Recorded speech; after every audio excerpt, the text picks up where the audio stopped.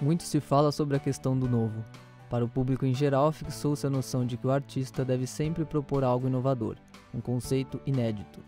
Muito desta noção de criação absoluta está atrelada aos conceitos teológicos. Deus criou o mundo do nada, tirou tudo de si mesmo. O correto seria ver o artista criativo como um adequador de linguagem, que através da mistura e aproveitamento de pedaços de criações alheias, produz sua obra autoral. É inevitável perceber que tudo aquilo que sempre nos foi apresentado como novidade, na realidade não passam de ideias retransmitidas. Disney apropriou-se dos contos de fada dos irmãos Grimm, eliminou seus aspectos cruéis e moralistas e transformou-os em histórias alegres e doces, apropriadas para contar às crianças. Shakespeare, em sua dramaturgia, utilizava-se de temas e personagens de outros autores, alterava seus textos, adicionava personagens de menor importância e assim desenvolvia a trama. O próprio Steve Jobs utilizou-se de empréstimos referenciais dos elementos de interface gráfica da empresa Xerox, transformou e combinou tais características a ponto de tornar o comando dos aparelhos da Apple muito mais intuitivos e, portanto, menos estressante. Antes da tecnologia eletrônica ter se tornado dominante, as perspectivas culturais avançavam de forma lenta o suficiente para que as obras pudessem ser percebidas como peças individuais. A obra de arte transportava consigo a marca da sua origem. Possuíam uma manifestação e presentificação única e irrepetível, capaz de estimular no observador um sentido de reverência e deslumbramento. O objeto artístico era dotado de uma aura. Com o surgimento de novas tecnologias a partir do século XIX, a cadeia produtiva tradicional começou a perder forças frente à velocidade do desenvolvimento cultural. A xilogravura surgiu como o primeiro método de produção técnica das artes gráficas, sendo seguida pela gravura em cobre no decorrer da Idade Média e pela litografia no início do século XIX.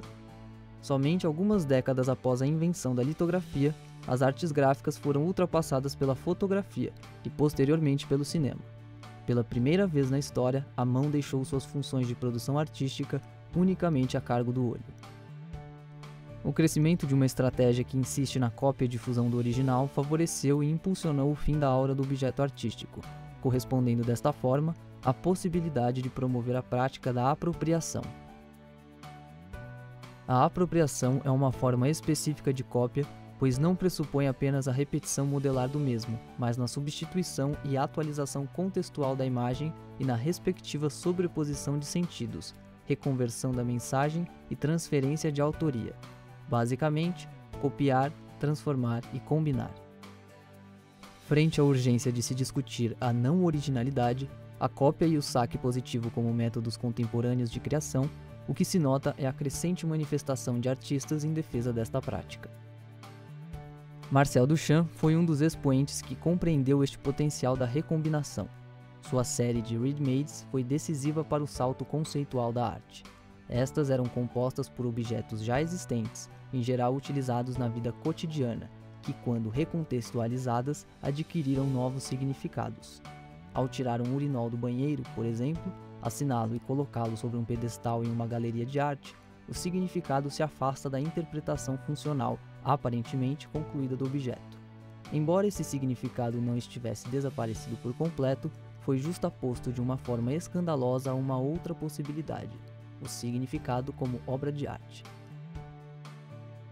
A história nos mostra que nada teria sido tão drasticamente diferente se Shakespeare nunca tivesse se interessado pela dramaturgia, ou a Xerox nunca tivesse decidido perseguir uma interface gráfica, ou ainda se Disney tivesse se rendido aos inúmeros nãos que recebeu na vida. Talvez estivéssemos um pouco atrasados, mas provavelmente nem tanto. Por trás de uma grande descoberta, normalmente há outras no mesmo caminho, já que todos construímos com os mesmos materiais. A internet deu vazão a uma imensa quantidade de recursos que possibilitou a otimização na velocidade com que as obras chegassem ao público.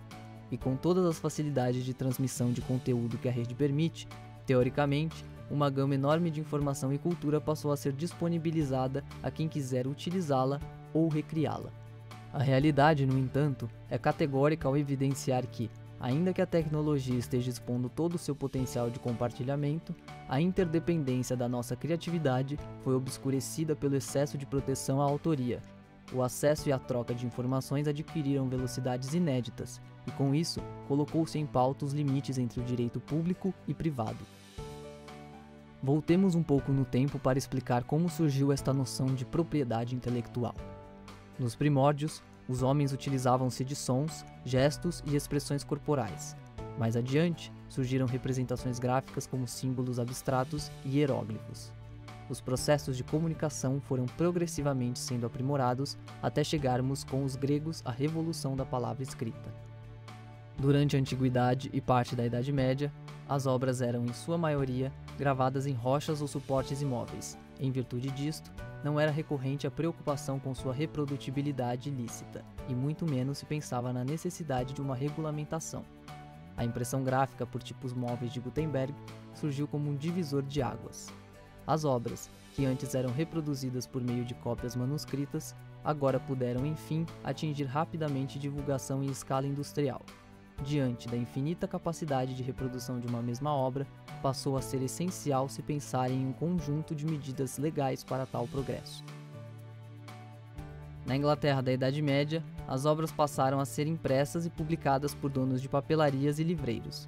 Os governantes, interessados nesse promissor negócio, propuseram uma associação às editoras, o que garantiria lucros mútuos. Neste acordo estava previsto que os livreiros teriam permissão real de comercializarem os livros, desde que, primeiramente, pagassem os royalties, e em seguida, filtrassem as obras a fim de retirar destas todos os maldizeres referentes à corte real. Esta prerrogativa ao controle dos escritos denominou-se copyright. Com o fim da censura legal em 1674, os editores, enfraquecidos tanto pela perda do monopólio comercial quanto pelo surgimento da concorrência estrangeira, aderiram a uma nova estratégia para retomar o poder. Decidiram conceder, enfim, aos autores seus devidos direitos sobre suas obras, direitos estes que incluíam proteção jurídica do direito autoral, direito de reprodução da obra e sua consequente remuneração. É importante lembrar que os autores não possuíam máquinas de impressão. Portanto, quem tivesse interesse em publicar quaisquer obra teria que depender novamente dos editores, cedendo-lhes direitos por um determinado período. O Ato da Rainha Ana, publicado em 10 de setembro de 1710, previa que o direito de cópia pelo livreiro não ultrapassaria 21 anos. O estatuto representava um grande avanço na normatização dessas relações por se tratar de uma lei e não mais de um acordo cooperativo. O Ato da Rainha Ana possibilitou o surgimento do domínio público para a literatura, assim como concedeu aos autores a possibilidade de depositarem nos escritos seu nome pessoal. Sistematicamente, podemos entender o direito autoral e a propriedade industrial como ramos do direito e que inclusive fazem parte de uma classificação maior, chamada propriedade intelectual. Deste modo, tem-se por propriedade intelectual tudo aquilo que, fruto do intelecto, individual ou coletivo, possa ser reproduzido e comercializado como mercadoria. Tanto o direito autoral quanto a propriedade industrial tinham por objetivo incentivar a criação e a proliferação de novas ideias, fornecendo aos autores um breve período de exclusividade na qual ninguém teria o direito de copiar suas obras. Isso garantiria aos autores um meio de cobrir os custos da invenção e obter lucros. Após o término deste período, suas obras entrariam em domínio público e estariam, enfim, disponíveis a quem quisesse utilizá-las. Infelizmente, o crescente domínio da economia de mercado, onde os produtos de nosso trabalho intelectual são comprados e vendidos, produziu um grave efeito colateral. Confrontam-se em uma nítida batalha velada monopolistas da informação, que se utilizam da força do copyright para dificultarem a disseminação de informação produzida pela internet, e uma sociedade cujo primordial interesse é manter intactos seus direitos de escolha, opinião e crítica em um ambiente onde exista o livre acesso à cultura.